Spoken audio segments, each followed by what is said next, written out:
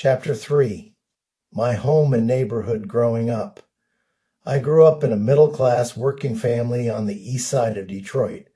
Like most kids back then, I walked to school every day, no matter the weather. There were no school buses as far as I knew, and the idea of a parental taxi service hadn't yet been dreamed up. Life was simpler, harder, and in many ways, more connected. I went to Will Carleton Elementary, Columbus Junior High, and Edwin Denby High School. All my best friends lived nearby, just a few doors down or across the street. My sister Sally, 4 years older, was one of them. She wasn't just my sibling. For much of my childhood, she was my shield. 3 friends in particular have stayed with me through the years. Dickie Schultz, who lives 6 houses down, Dave Bullis, my next-door neighbor, and Ray Brittany, a few houses over across the street. We were all about the same age, living similar lives shaped by the same working-class struggles. But not every face in the neighborhood was friendly. Some kids picked on me, mocking my hand-me-down clothes and laughing when they heard my father was in jail. It stung in a way that leaves a lasting scar. That is, until Sally would step in, fierce and fearless, chasing off the bullies and standing in the gap where I couldn't. We were raised Roman Catholic, and for a time, church was a part of our weekly rhythm. Every Sunday, we filed into Our Lady Queen of Peace, heads bowed and hearts trying to belong. That all changed the day Sally came home from catechism crying.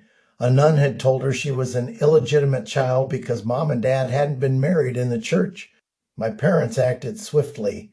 We left Our Lady Queen of Peace behind and found a new spiritual home at Emmanuel Evangelical United Brethren Church, just a block from where we lived. Those were busy, full years.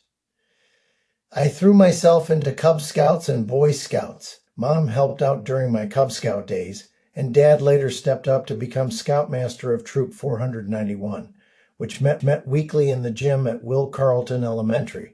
It was during those Boy Scout years that I first made a personal commitment to my Christian faith.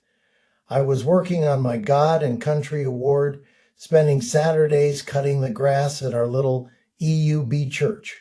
One afternoon, after I finished mowing, Pastor Mike invited me into his office. There he shared the gospel with me and asked if I wanted to be saved. I said the sinner's prayer with him and believed in that moment that I truly was. A few years later, Pastor Mike invited me to join YES, the Youth Evangelist Service. It was a thrilling time.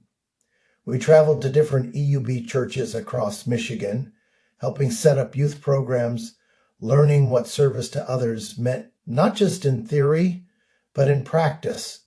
For the first time, I felt a real sense of purpose until the day that innocence shattered.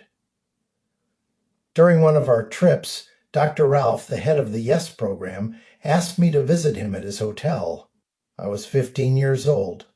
What happened there changed my life. Dr. Ralph, the man who was supposed to be a leader, a role model, tried to sexually molest me. I didn't let it happen.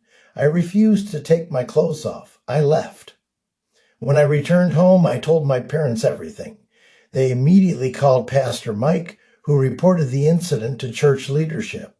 A few weeks later, Pastor Mike informed us that Dr. Ralph was no longer in charge of YES. For a moment, I felt safe again, until we learned the truth. Dr. Ralph hadn't been fired. He had been quietly promoted to another position, far away from children. The institution that had promised to protect me had chosen instead to protect itself. My religious days were over. At Denby High School, I joined the philosophy club, where I found a different kind of mentor. Mr. Paul Lux, an atheist, led the club and introduced me to new ways of seeing the world, ways that didn't require me to blindly trust or to silence my questions.